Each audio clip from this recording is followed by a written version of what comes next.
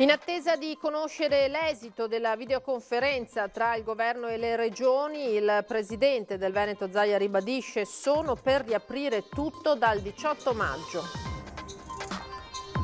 E l'assessore alla sanità ha convocato il tavolo povertà per trovare invece soluzioni d'aiuto a chi non ce la fa economicamente dopo il lungo stop.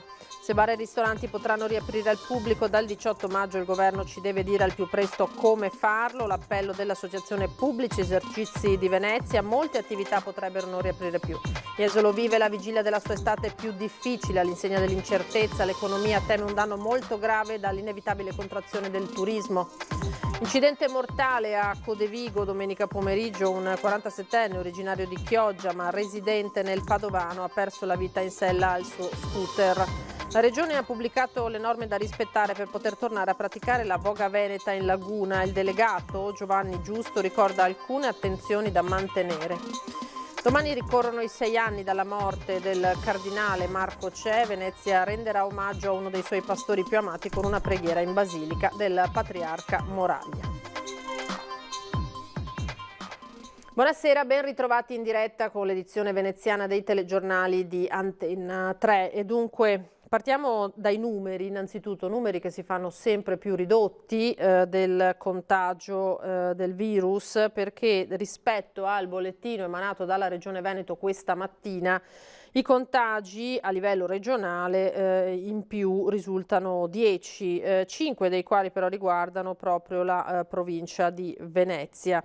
In costante calo il numero degli isolati a domicilio, 5.015 a questo pomeriggio, mentre i decessi dall'inizio dell'epidemia sono 1.681, 5.377 gli attualmente positivi al virus. C'è da registrare rispetto alle 8 di questa mattina il decesso di 5 nuovi pazienti. Questo per quanto riguarda i numeri. La trattativa intanto è in corso tra Regione e Governo. È atteso per questa sera il vertice sul nodo delle riaperture. Sentiamo le richieste che il governatore Zaia sta mettendo sul tavolo del confronto. Quali sono le istanze che porta il Veneto? Apertura il 18 di servizi alla persona, negozi, bar, ristoranti, centri sportivi, palestre, insomma aprire. E il turismo, anche per il turismo ovviamente, quantomeno per dar modo agli operatori turistici di iniziare a accendere i motori al minimo e di cominciare a pensare sui distanziamenti dell'ombrellone piuttosto che le attività da fare. Questa in sintesi la linea che la Regione del Veneto sta ribadendo al governo sul nodo delle riaperture nelle ore in cui dalla Confcommercio nazionale arriva l'out-out, quasi 270.000 le imprese che rischiano di chiudere per sempre, una corsa contro il tempo per riaprire in sicurezza tutto e il prima possibile, ma soprattutto senza burocrazia. Se ci sono delle linee guida sostenibili da parte dell'INAIL, affrontiamo tranquillamente anche questo aspetto. Connesso al tema della ripartenza del commercio e del turismo c'è quello degli spostamenti tra regioni, per questo ci vorranno accordi ad hoc. Ci vogliono i governatori che alla luce dei dati sanitari e epidemiologici di casa loro valutino se è il caso oppure no, per cui non la metterei come si può dire, la madre di tutte le battaglie. Stiamo lavorando anche per questo, ma il tema del blocco di spostarsi fuori regione se non per lavoro o salute o motivi indifferibili ha un senso, perché dal punto di vista sanitario ha un senso. E proprio dal punto di vista sanitario si guarda al nuovo allarme che arriva dall'est del mondo, quello dell'epatite E da Hong Kong, ma il Covid-19 qualcosa ha insegnato. L'esperienza coronavirus, depurata dai pazienti, dai morti che hanno il massimo del rispetto, però da un punto di vista scientifico e sanitario e di sanità pubblica, è una macchina che va bene per qualsiasi roba adesso. Gli occhi della sanità veneta restano comunque puntati al Covid, nonostante la curva diminuisca e lo stesso Zaia parli di una pulizia sanitaria in atto negli ospedali. A preoccupare è il ritorno del virus, magari in autunno. Noi stiamo già preparando il piano d'azione, o meglio ce l'abbiamo già in piedi, per la possibile, ma non certa, reinfezione autunnale. E possiamo dire che abbiamo un piano con lo schieramento dell'artiglieria pesante. E tra le armi ci sarà sicuramente la banca del sangue degli ex malati. La macchina è pronta, come dimostra anche il video diffuso proprio in queste ore. La partita del sangue è importante perché noi dobbiamo sempre avere un piano, perché se a ottobre fosse definito che una delle cure di riferimento fosse quella del plasma, il soggetto attuatore non può dire ma io non ce l'ho, perché qualcuno potrebbe venirmi a dire scusa, ma non stiamo praticando cure perché tu non ti sei preoccupato di attivare un magazzino, invece noi l'abbiamo attivato. Ed è una giornata di confronti per la Regione, compreso il tavolo povertà convocato dall'assessore alla sanità Lanzarin per trovare soluzioni per chi non ce la fa economicamente in questo momento. Un tavolo voluto ad hoc dalla Regione per poter dare un aiuto concreto a chi è stato messo in ginocchio negli ultimi 2 mesi.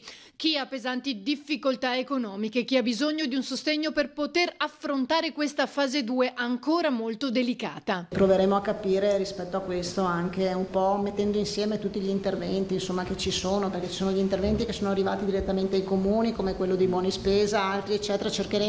Noi stiamo cercando di fare una regia regionale anche da un punto di vista informatico, ma questo qui ne avevamo già parlato per il passato e questa è anche l'occasione per capire anche rispetto poi a degli interventi più mirati, disabilità, pensioni di invalidità e quant'altro, oppure sostegno di vario tipo. La Regione sta anche lavorando per la gestione delle visite agli ospiti nelle case di riposo, ma serve la massima prudenza, evidenzia Lanzarin. Stiamo abbozzando delle nuove linee di indirizzo per quanto riguarda le strutture per anziani e RSA, centri servizi per anziani, sia per le visite sia per gli accessi di nuovi ospiti, perché voi sapete che abbiamo bloccato gli accessi di nuovi ospiti e quindi stiamo preparando anche la procedura, la modalità per i nuovi accessi, quindi tampone e tutto il resto, però appena saremo in grado le presenteremo. E prima faremo anche un passaggio con le 2 sigle, quindi Euripa e UNEBA, le 2 sigle che raggruppano tutti gli enti che si occupano di anziani. C'è molta prudenza per quanto riguarda le visite, perché anche stamattina dall'incontro, come diceva il Presidente, con i direttori generali, emerge che gli accessi che abbiamo oggi in ospedale, nei reparti Covid, sono accessi da casa di riposo. Quindi vuol dire che lì il virus c'è ancora e quindi ci sono ancora situazioni di questo tipo. E proprio la Regione ha preparato un video sulla banca del plasma, vediamolo. La banca del plasma della Regione Veneto contro il coronavirus. La sanità della Regione del Veneto ha sperimentato e confermato che i pazienti che hanno avuto la malattia sviluppano anticorpi che sono in grado di inibire l'infezione causata dal coronavirus. L'efficacia del risultato dipende dal quadro clinico generale. La persona per donare il plasma deve aver contratto la malattia. Se ha avuto solo il tampone positivo ma senza sintomi, oppure se ha avuto sintomi ma non è sicuro di avere avuto il coronavirus, non è idonea a donare il plasma. Negli asintomatici la quantità di anticorpi non è sempre sufficiente per curare il malato. Le ULS invieranno una lettera a chi ha contratto la malattia, invitandoli a recarsi al centro trasfusionale della propria città e aiutare concretamente la guarigione di altri pazienti. Parliamo ora delle riaperture, perché se bar e ristoranti potranno riaprire al pubblico dal 18 maggio, il governo ci deve dire al più presto come farlo. A lanciare l'appello è l'Associazione Pubblici Esercizi di Venezia. Molte attività potrebbero non riaprire più. Riaprire il 18 maggio bar e ristoranti? Magari, ma il governo ci dica al più presto come, se no, dicono i gestori di Pubblici Esercizi Veneziani, per noi sarà la fine. Abbiamo delle cucine, abbiamo dei tavoli, abbiamo una gestione della clientela, abbiamo una gestione del personale, abbiamo una gestione delle pulizie, abbiamo 1000 cose. Come possiamo noi aprire il 18 e al momento che stiamo parlando non sappiamo ancora come dovremmo aprire? Le regole invece potevano essere stabilite per tempo, anche molto prima della possibile data di riapertura, reclama Pancin. Così almeno ogni ristoratore avrebbe potuto valutarne tutte le ricadute economiche, anche quella fondamentale, se valga la pena o meno di riaprire l'attività. Invece al momento sulle regole per la riapertura al pubblico il governo tace e quando le emanerà non tutte potrebbero essere accettabili.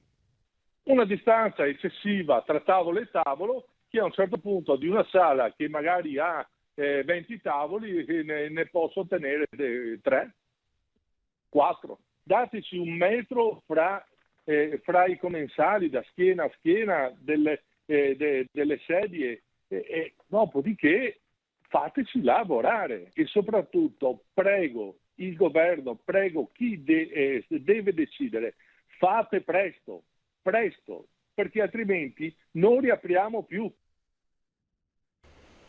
E Jesolo vive la vigilia della sua estate senz'altro più difficile, all'insegna anche in questo caso dell'incertezza. L'economia della località balneare teme un danno molto forte dall'inevitabile contrazione del turismo causata dal virus. I primi ad arrivare sono stati probabilmente i proprietari delle seconde case, ma giusto per una toccata e fuga come da disposizioni. E per una città come Jesolo, che dai suoi 27.000 abitanti d'estate schizza sopra il milione, nel 2019 le presenze sono state più di 5 milioni e mezzo, la strada per tornare alla normalità è ancora lunga. Per ora in spiaggia ci passeggiano i residenti. Qui quasi tutti sono impegnati a vario titolo nel settore turismo e quella 2020 si preannuncia l'estate più difficile. Io per quest'estate non dovrei avere problemi, però la paura di perdere il posto di lavoro secondo me è una paura che molti hanno perché vista la situazione. Spero, mi auguro comunque che gli albergatori aprano, soprattutto perché ci sono tante famiglie che vivono di questo settore, cioè tanti stagionali. Qui a Jesolo la maggior parte di noi vive comunque nel settore del commercio. A passeggio lungo la spiaggia si incrociano le storie degli jesolani. Sergio Dalla Mora è uno scultore del marmo. Mio figlio ha un negozio di abbigliamento, articoli da spiaggia e borse, eccetera, eccetera. È molto preoccupato. È molto preoccupato. Io mi occupo di arte, faccio lo scultore in marmo, ho eseguito parecchie opere qui a Jesolo e in giro per il Veneto e quindi sono sempre attivo anch'io, in questo periodo però ho dovuto un po' abbandonare anche la mia attività. Francesco Trizza, noto come DJ Trizza, col coronavirus era in diretta sui suoi social ogni pomeriggio per tenere compagnia nei giorni della quarantena. Si aggiusteranno per tutti tranne per il settore intrattenimento. È un settore che partirà tardi. Che è il suo? Sì, partirà penso nel marzo del 2021. Addirittura? Sì, però il mio è diverso, io faccio solo hotel di lusso. Ah, e lì non dovrebbe esserci crisi. No, non c'è crisi perché come lei ben sa il ricco è ricco, il povero resta povero e lo stabile, il medio resta medio e in questo periodo si sta impoverendo di più. Le incognite per Jesolo, come per il resto della costa veneta, restano tante, troppe per un settore come il turismo che richiede una programmazione a lungo termine per poter offrire certezze alle tante persone cui dà lavoro. Speriamo, solo la speranza c'è di certa e basta, la certezza non c'è, si vedrà. Grazie. A lei, buonasera. Tutte le aziende operanti nelle aree portuali di Venezia e Chioggia e non solo i terminal avranno la possibilità di sospendere il pagamento dei canoni demaniali previsti per il periodo dal 17 marzo al 31 di luglio con l'opportunità di saldarli entro il 30 settembre 2020. Lo ha stabilito l'autorità portuale con una circolare che punta a risollevare un comparto duramente colpito dai rovesci dell'emergenza sanitaria. La misura si aggiunge a quella varata nei giorni scorsi per le cooperative fornitrici di manodopera per i porti lagunari, cui l'autorità ha avviato l'iter per un intervento finanziario a sostegno dei salari di chi in questa fase non lavora o sta lavorando molto poco. Il numero verde di emergenza della Protezione Civile della Regione Veneto 800 990 009 è a disposizione dei cittadini H24 fin dall'inizio dell'epidemia di coronavirus, cambia gli orari di operatività. a partire da domani sarà in funzione dalle ore 9 alle 19, quindi attenzione, la decisione è stata assunta in considerazione del fatto che il servizio è indispensabile per gestire anche ogni altro tipo di emergenza che si presenti sul territorio e che la fascia oraria 9-19 raccoglie già da tempo la stragrande richiesta inerente il Covid-19. Ringrazio tutti i tecnici e i volontari che hanno reso possibile quella che è una vera maratona, dice l'assessore alla protezione civile del Veneto Giampaolo Bottacin, che dall'inizio dell'epidemia ha permesso di gestire circa 10.000 telefonate con punte di 330-350 al giorno e una durata media per chiamata di circa 4 minuti per conversazione. E sempre la Regione Veneto ha pubblicato nel proprio sito internet le norme molto attese dalle remiere veneziane da rispettare per poter tornare a praticare la boga veneta in laguna. Il delegato del sindaco Giovanni Giusto ricorda alcune attenzioni da mantenere. Il momento era molto atteso dalle remiere. Ecco come si potrà tornare a vogare alla Veneta nella fase 2 del coronavirus. La Regione Veneto nel suo sito internet ha reso noto le disposizioni. Finalmente abbiamo le risposte per sgomberare il campo delle perplessità e delle indecisioni per quanto riguarda i praticanti, gli appassionati della voga alla veneta, la voga alla veneziana. Grazie alla Regione Veneto che le ha pubblicate questa mattina sul sito della Regione alla voce FAC. Il delegato del sindaco alle tradizioni Giovanni Giusto ricorda: l'uscita è consentita in coppia di non conviventi con distanziamento obbligatorio di almeno 2 metri e uso di protezioni qualora non sia svolta attività motoria intensa.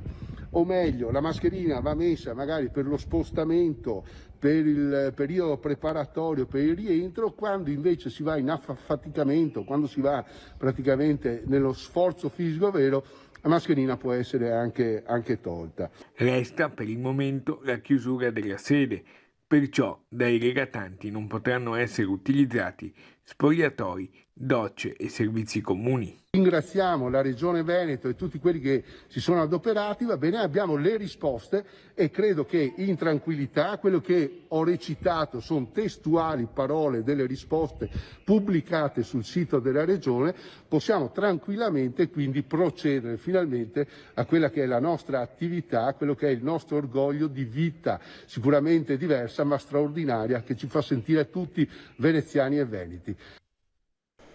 Ora la cronaca del fine settimana, perché c'è stato un incidente mortale a Codevigo nel pomeriggio di ieri, a perdere la vita un 47enne originario di Chioggia ma residente nel Padovano.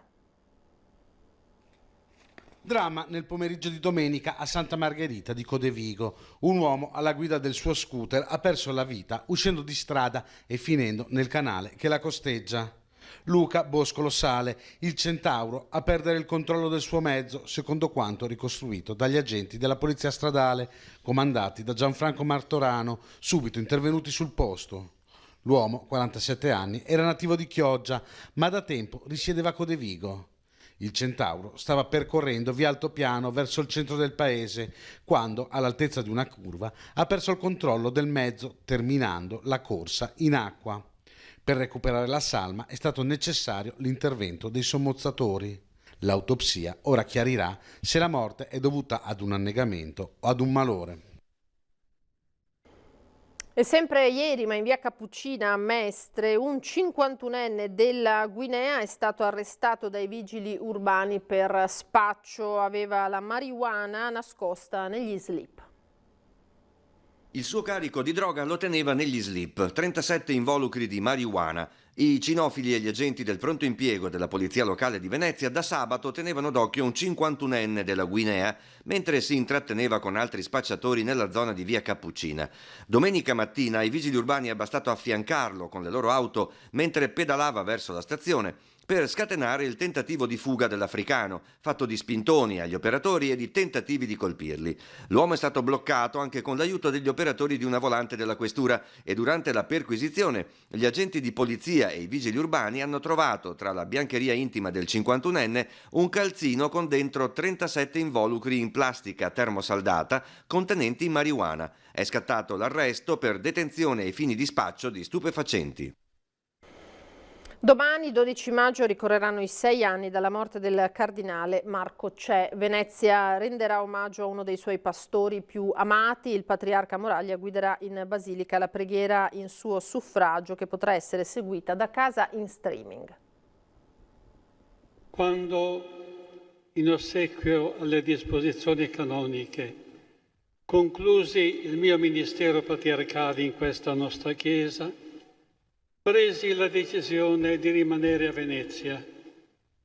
Dopo 23 anni di servizio, umile quanto volete, a questa comunità io non avevo altra famiglia che questa. Martedì 12 maggio ricorre a Venezia il 6° anniversario della morte del cardinale Marco Cè, tra i pastori più amati in Laguna. Il patriarca Francesco Moraglia, che lo ha sempre voluto accanto, guiderà dalla cattedrale la preghiera di suffragio, cui si potrà partecipare da casa collegandosi in streaming. Don Giovanni Nicolini, vicario episcopale emerito alla carità dell'Arcidiocesi di Bologna, fondatore delle Famiglie della Visitazione e amico fraterno del cardinale, racconta per noi i primi passi episcopali del giovane vescovo Marco nell'Arcidiocesi di Bologna. Per noi il vescovo Marco è stato proprio un padre, ma di più è stato anche un fratello, un amico, per certi aspetti addirittura un figlio.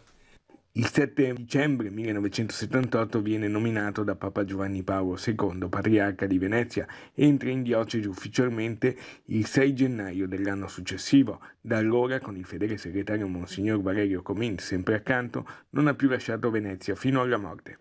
Creato cardinale il 30 giugno 1979, rimane alla guida della diocesi lagunare fino al 3 marzo 2002, quando, per raggiunti limiti di età, accoglie in basilica il suo successore Angelo Scola, con cui è legatissimo. Cè viene sepolto il 17 maggio 2014 nella cripta della Basilica, vicino alla tomba dell'Evangelista Marco, patrono della città, a ribadire il suo legame indissolubile con Venezia e i veneziani. Il nuovo presidente della Biennale di Venezia, Roberto Cicutto, ha scelto lo spazio della Fondazione Ente dello Spettacolo per fare il punto sullo stato di salute del mondo del cinema. L'epidemia, ha assicurato, ha generato una quantità incredibile di proposte. Ha scelto la Fondazione Ente dello Spettacolo, presieduta da Don Davide Milani, ovvero la voce della Chiesa italiana nel mondo del cinema, il nuovo presidente della Biennale di Venezia, Roberto Cicutto, per fare il punto sullo stato di forma della 7ª arte. Quello che sta succedendo in questi giorni a causa dell'epidemia ha generato una quantità di offerta di materiali cinematografici e audiovisivi sulle piattaforme, nelle palinsesti televisivi che non ha precedenti. Un osservatorio il suo da 2 postazioni davvero privilegiate, presidente uscente e amministratore delegato uscente dell'Istituto Luce e Cinecittà, oltre ad essere nuova guida della Biennale. La gente forse comincerà a considerare, non solo dal punto di vista di quanti lavoratori vengono impiegati in questo settore, a considerare questo comparto come un comparto necessario per l'economia del paese e anche per i contenuti che ci porta e che ci trasmette. Ma come si tornerà al cinema dopo la pandemia? Sicuramente succederà qualcosa di molto importante. L'audiovisivo e il cinema verrà utilizzato molto di più di quanto sia stato fatto finora. E questo utilizzo sarà per la sala cinematografica, per le piattaforme. Cresceranno molto, stando alle parole di Cicutto, anche altre forme cinematografiche. Ma soprattutto si comincerà a considerare anche altre forme di racconto audiovisivo, come il documentario, come il cortometraggio e come i materiali d'archivio. Insomma, pare un buon viatico anche per la mostra di Venezia. Tornate alle 21:15 su Antena 3 questa sera, come ogni lunedì, Ring, il nostro programma di attualità condotto da Ferdinando Avarino. Molti collegamenti anche questa sera. Simone Borile del Movimento 5 Stelle che interverrà su Silvia Romano, sua studentessa finalmente libera, anche se tra le polemiche. E poi Lorenzo Fontana, segretario della Lega del Veneto, Mario Conte, sindaco di Treviso, e Davide Croce, ristoratore. Ancora Elena La Rocca, Movimento 5 Stelle, Fabrizio Boron della Lega e Graziano Azzalin del Partito Democratico. Poi Luca Simeone, insegnante di spinning, e Damiano Toniolo, il bimbo dei pulcini ormai famosi regalati al presidente Zaia. È tutto per questa edizione, grazie per essere stati con noi. A me non rimane che salutarvi e lasciarvi alle previsioni del tempo. Arrivederci.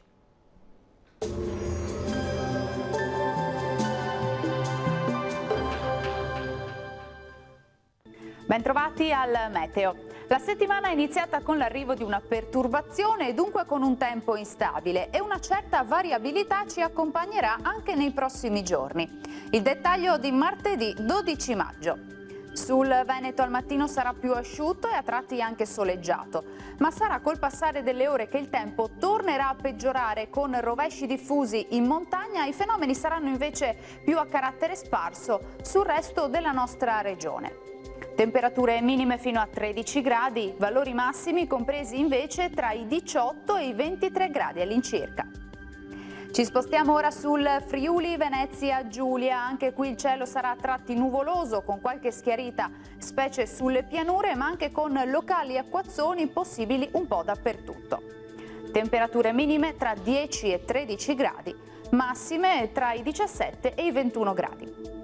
Infine uno sguardo alla situazione del Trentino Alto Adige. Anche qui tempo instabile, con alternanza di pioggia e sole ovunque. Temperature minime sui 12-13 gradi all'incirca, valori massimi fino a 21 gradi. Dal meteo per ora è tutto, vi auguro un buon proseguimento in compagnia di Antenna 3. Arrivederci.